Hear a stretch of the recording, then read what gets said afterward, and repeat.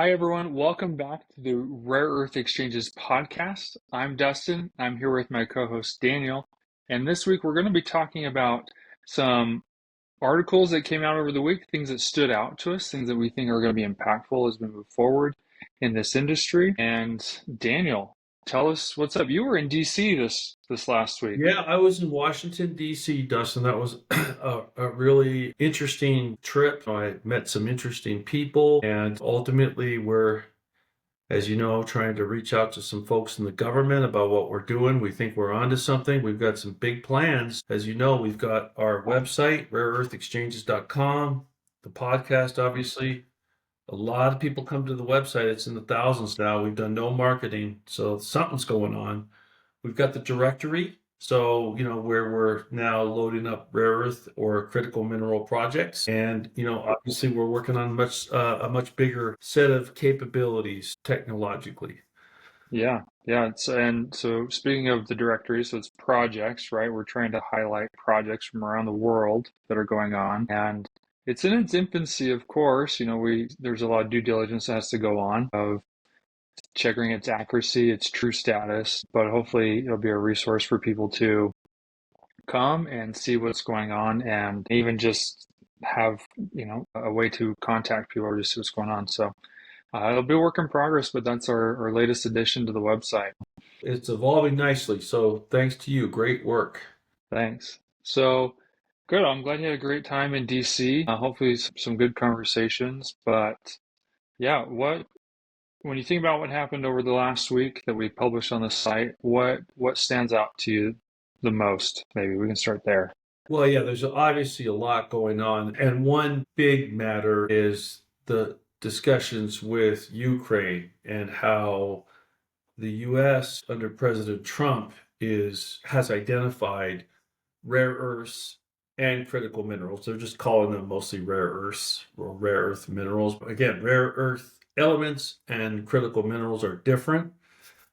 All fall under a general same category, but they're different. Russia, Zelensky, the Ukraine's president, has rejected an offer. I think that he felt it wasn't sufficient enough, and Trump has basically said, "I want $500 million of your rare earths." Now, there's a lot. Let's just talk about Ukraine and rare earths and critical minerals for a minute. There's a lot of talk about, well, there could be $16 trillion worth of rare earth and critical minerals in Ukraine, but that doesn't mean anything.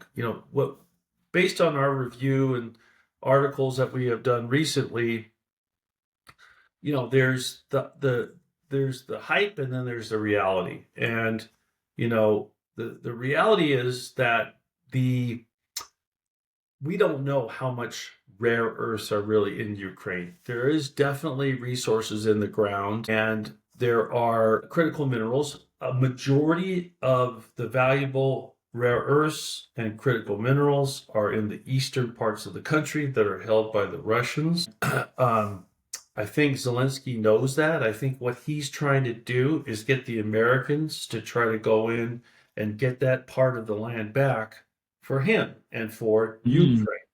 So they know they're valuable, those rare earths. Uh, President Trump calls them those rare earths, those rare earths, right? So he knows those rare earths are valuable, but he's holding out for an unrealistic deal. Zelensky has already rejected a U.S. proposal that would have given American companies 50% control, as I mentioned, over this sector.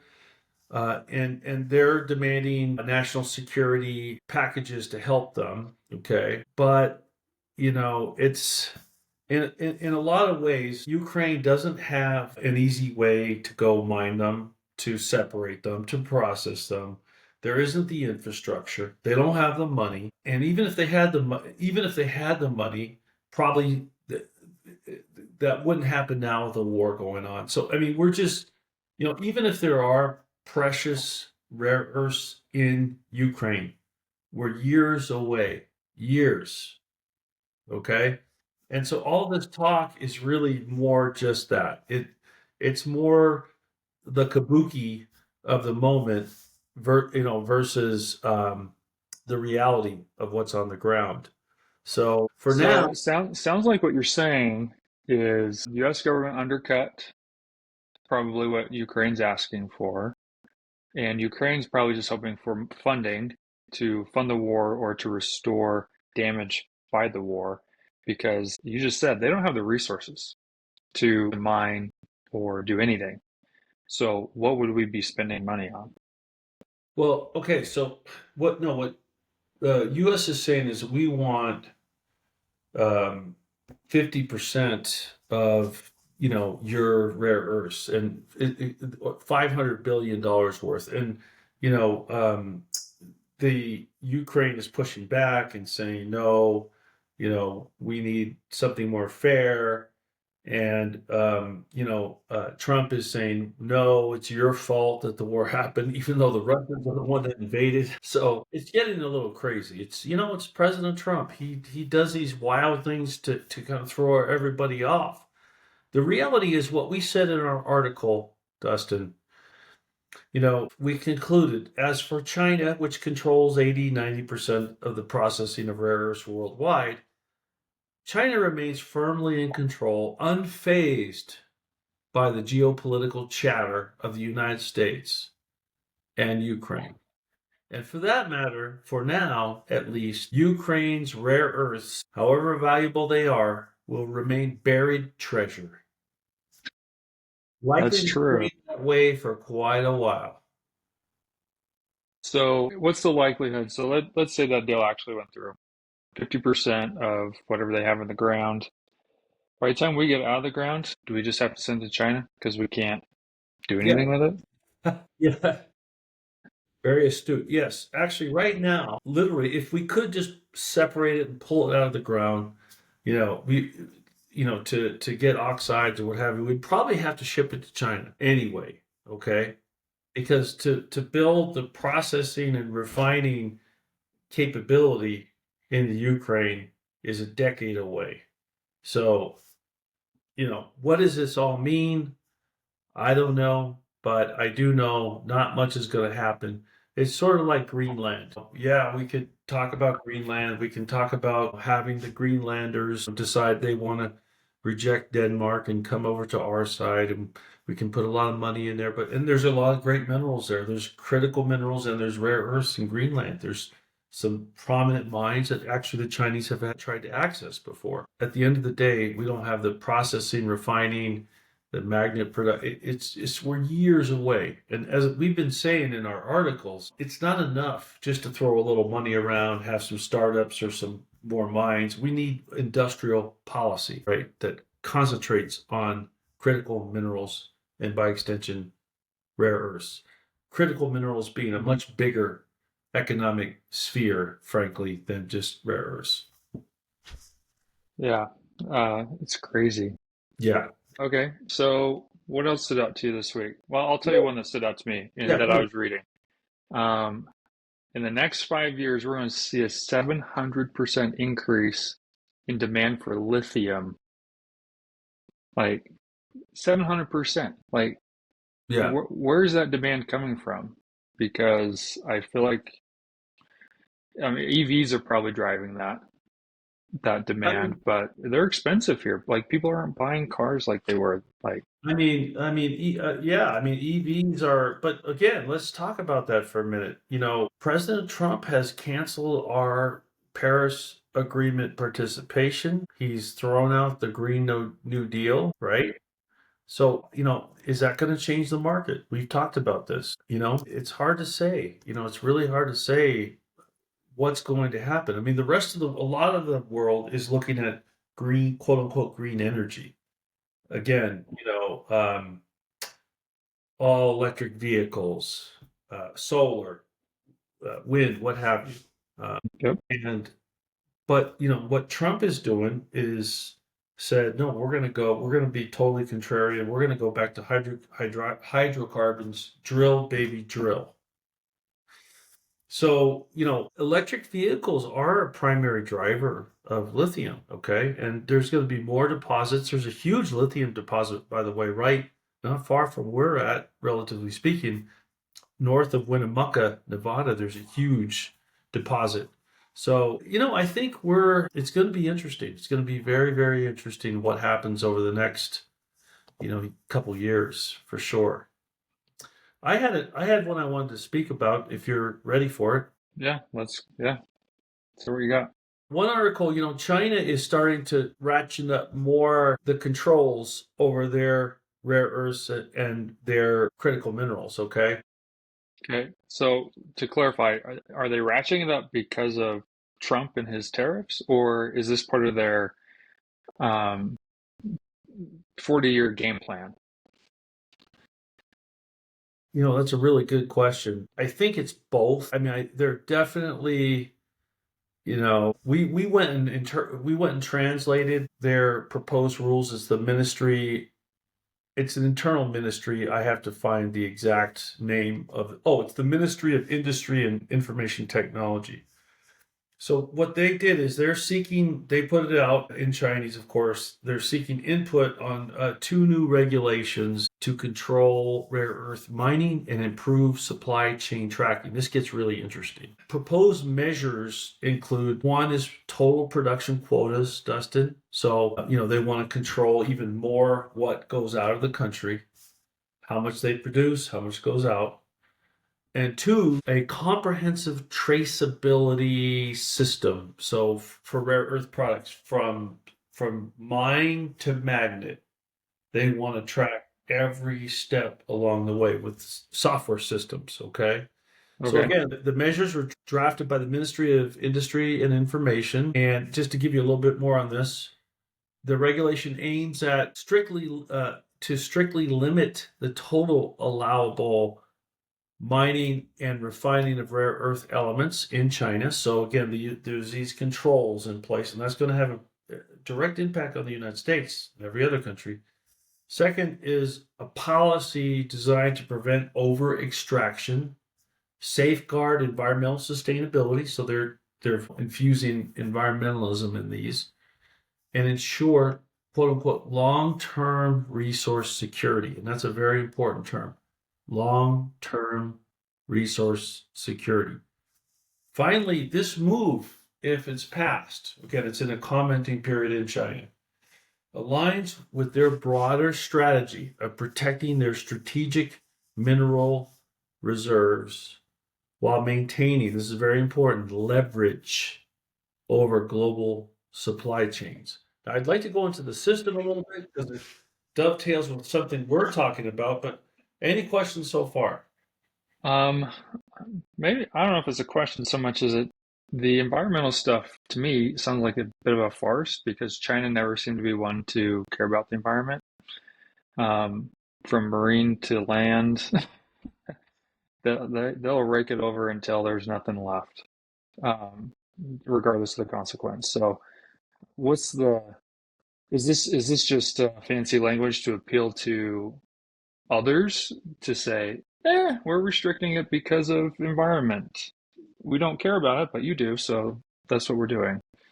Well, I think we have to agree to disagree here. I mean, I think that they actually do have lots of environmental policies that they put forth. Now, it's true, like you've said, that they've done a lot of damage to the earth in these areas. There's the Inner Mongolia, there's a large mining complex. It's the biggest one. There's a lot of problems there, no question. Separation and refining is pretty environmentally damaging. Now, the dark little secret is that they have this other area in Myanmar, where they also are getting rare earths, and there's a civil war there. So the rebels that are fighting against the government there have usurped some of that and are trying to figure out what to do with the rare earths. But there's an environmental catastrophe over there, I've heard. I haven't seen it personally. So to your point, I mean, look, the Chinese, they've become rich. They're the second richest economy in the world. They care about the environment too. It's not just us in Utah that like to go skiing or hiking the slot canyons, or rock climbing. I mean, they like to do that in China too. So I'm gonna say that I do think they have serious environmental policies and they're trying to become cleaner about how they do this. Okay, and there's a lot of research we've reported on studies and such. Okay. But I'll stop for a minute. Okay. I mean, that makes, I accept your rebuttal, you know, like maybe as a nation as a whole, they've done maybe not a great job, which we could probably say that of our country too, but okay. All right. So we're going to see restrictions for environmental reasons for a good reason, a legitimate reason. Well, I think in defense of what you're saying, I mean, I mean, we can't do anything. We're so overregulated. You can't even get, it's like an act of Congress to get a permit in some places. So, So I mean, I true. think I mean, obviously, I think that there's some truth to what you're saying as well. Now, I want to just talk about the implications of all this just for a minute. Yeah. Go So ahead. these rules are going to make it harder for the West to get rare earth elements, which are vital, as you know. They call them the vitamins of the high tech industry. Okay. They're key inputs. So the regulatory proposals highlighted will continue to consolidate Chinese control over the rare earth sector, which already again dominates 80 to 90% of the world. So by enforcing these stricter quotas, Dustin, and their supply chain tracking, remember, I want to talk just a little bit about that. They can strategically regulate exports even more, potentially impacting Western supply chains for critical industries from defense, renewable energy, high tech, manufacturing, you name it.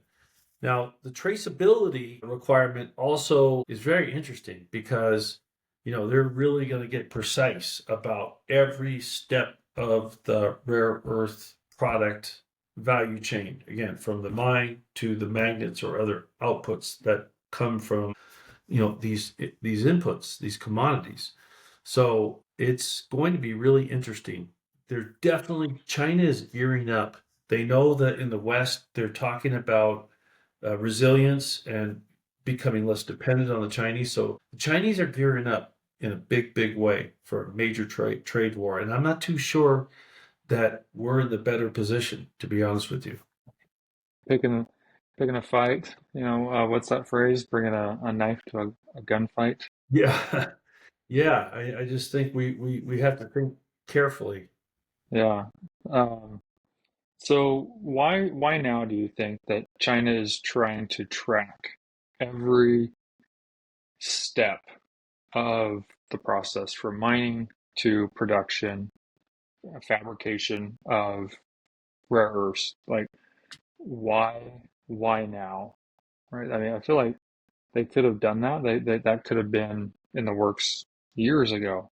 But it just seems coincidental that, Trump's throwing out some fighting words and they're like, okay, well, we're going to figure out just how many magnets you actually need, and we're going to say you get half as many.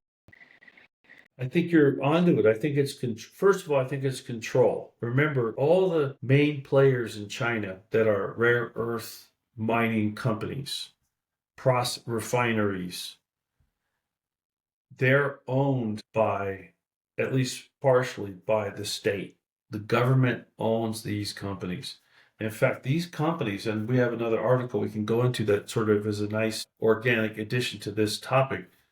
These companies are controlled by the Communist Party. So it's all about control, Dustin. They're gearing up to track everything, to know where every item is, to be able to be more efficient, to be able to be more effective, to be able to lower the price. Remember, they like to have these control these levers because they can lower the price point. So as US mines come online, we start to learn refining again because we used to know it at one point. What does China do? Communist Party, lower the prices. Isn't it ironic? What would Mao Zedong say, knowing that his communist revolution is being led by a bunch of capitalists using capitalistic markets and Marxist ideology to control free markets? I mean, you can't make this stuff up. You really can. Yeah. It's interesting. It feels like they're beating us at our own game. I have to say that it feels that way. So another Hmm. Another article briefly I want to speak about, and then I want to get into, I want to end on a good note in the United States, is some of the companies, Northern China, Baogang Group and Northern China have, and I just need to move my, bear with me 1 second. The Baogang Group owns Northern China, which is one of the rare earth conglomerates. So this Baogang Group is partially owned by the state. And when I say state, I mean like the national government. And they, again, with the changing rules I just mentioned to you, they're now having internal groups that are working on cracking down on what they call anti corruption efforts. So it's coming from Beijing, and Beijing seeks, of course, the underlying drivers. They seek to dominate rare earth supply chains ongoing, right? And so in this effort, they use what's called anti-corruption initiatives or a crackdown. And for example, at these meetings, party secretary and chairman, for example, Meng Fanyang, who is a representative of Baogang, aligned with Xi, Xi, Chinese leader, last directives on what we call rooting out corruption in state-owned enterprises. So rooting out corruption in state-owned enterprises. I mean, they've been doing this. I mean, these enterprises have been corrupt for a long time.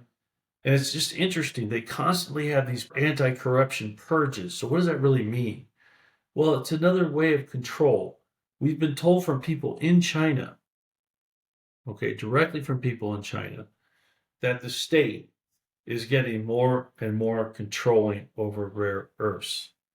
It's happening. Political discipline, they call it, governance reform, and ensuring absolute Chinese Communist Party control over the operations of companies like Baogang and China Northern. Um, so in the past, these rare earth mining companies were known as sort of the Wild West. There was corruption.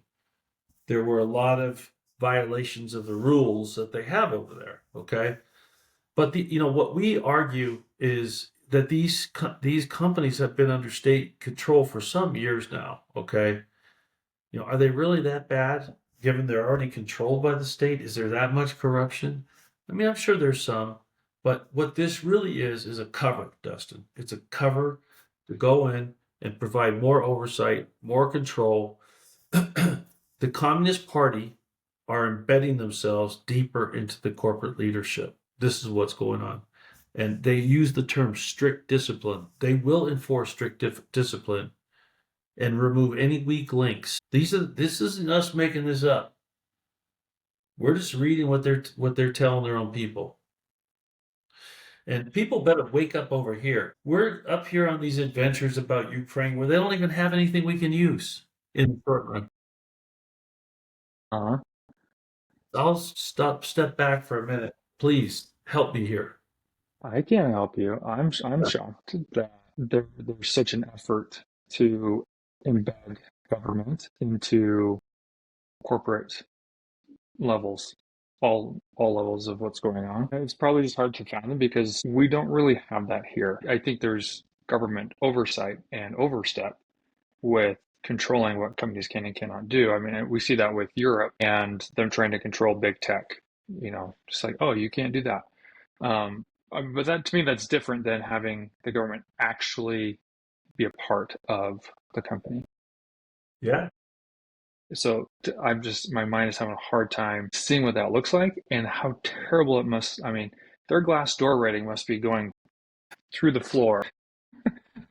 Does Baogang Group have a Glassdoor rating? I don't know. I doubt it, but they probably have something similar in China. But the problem in China is everything's controlled. And when it's not controlled, when it's, a little bit more free flowing, they bring out the anti-corruption purgery groups or, to purge out any creative energy so that they just can, have the level of control they need.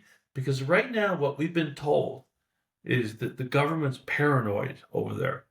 The rare earths, remember the three-phase plan. Phase one was control the rare earths, which they've done a good job. Phase two are these value-added production, like the electric vehicles, BYD. They just, across different sectors, they want to monetize that monopoly with continuous innovation in manufacturing.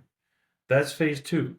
Phase three is control over the digital currency. Phase three, they arrive as the number one superpower, and America is subordinated, and that's in their worldview. That is their destiny. They're a civilization that goes back, 3, 4, 5,000 years, and they're just sort of coming to where they belong in the first place. That's in their view. That's how they see it.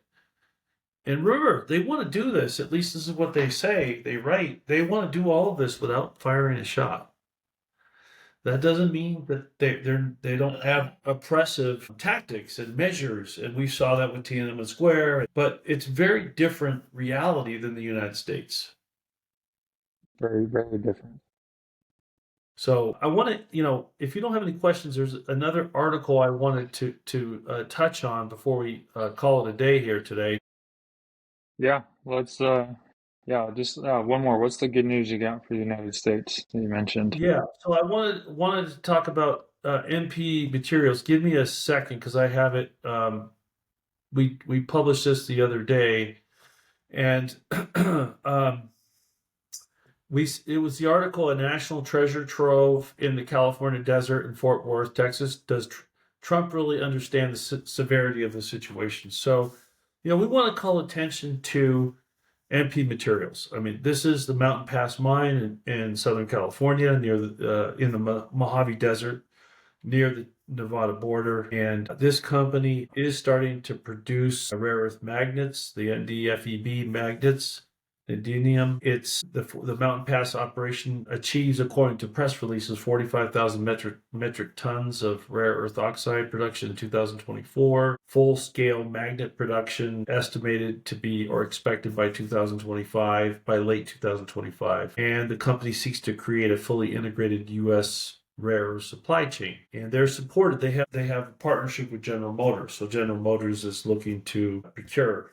through this U.S. based rare earth supply chain. So, we obviously have an interest in this with what we're doing, both with the news conferences, the directory, and the marketplace that we want to enable, that we're working on.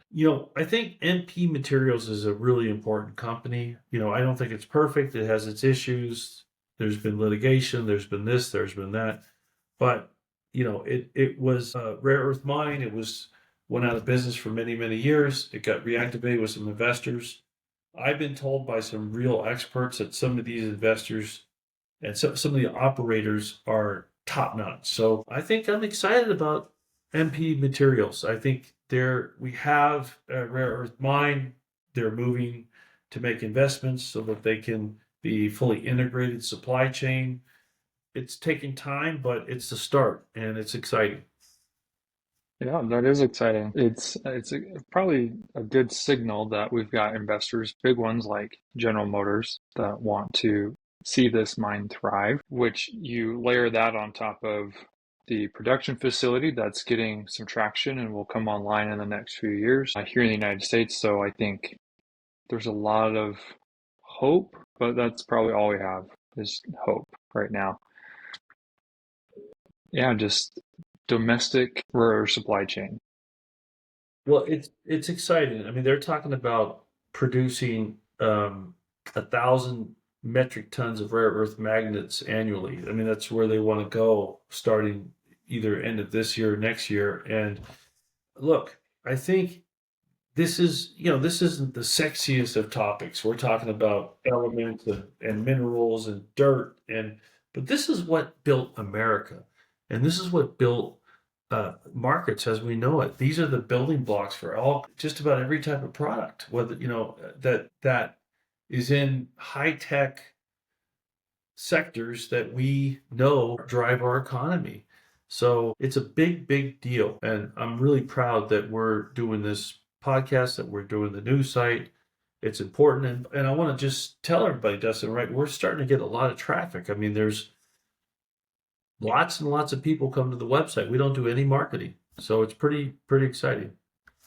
Yeah, yeah, it is exciting, and it'll be exciting to see what happens. I mean, with with Trump in office for only a month so far, a lot has happened. So I think we're gonna see even more come through. All very exciting, and yeah. So any final words, Daniel? Otherwise, we can I wrap it want up to for say, another yeah, week. it's been a month. I was in Washington. I want to just tell everybody that visits this YouTube, it's an unprecedented time. And, you know, on the one hand, I think that, you know, Trump is probably doing things in ways that, are hurtful, painful. People are losing their jobs. On the other hand, with the debt and a lot of the bureaucratic entrenchment. I think he's doing what he has to do. I think he's making the call to do it. It's almost revolutionary, to be honest with you. I think the great chasm from our standpoint, just based on our biased view because of the topic, they don't get rare earth elements and really what's going on, Dustin. Very few people get it. So we sort of have to be on a mission to work with key experts out there and try to get to in front of people in Washington to convey just how serious this is. It's just not a matter. It's just not like getting some mines in Ukraine and it solves a problem. It's a much deeper problem. It is a much deeper problem, and it is unprecedented. Uh, that'll probably be the word that we hear for months and years to come, Years. honestly. Like we were hearing it even before 2025 started. Like it's just unprecedented what we've seen so far, and it's just ramping up. So we're here for the ride. Hopefully everyone else is too. So with that, I think we'll sign off. We'll come back next week to talk about other events that happened throughout the week that stood out to us, the importance, the implications, and go from there. So thanks for joining us, and we'll see you guys later. Thank you.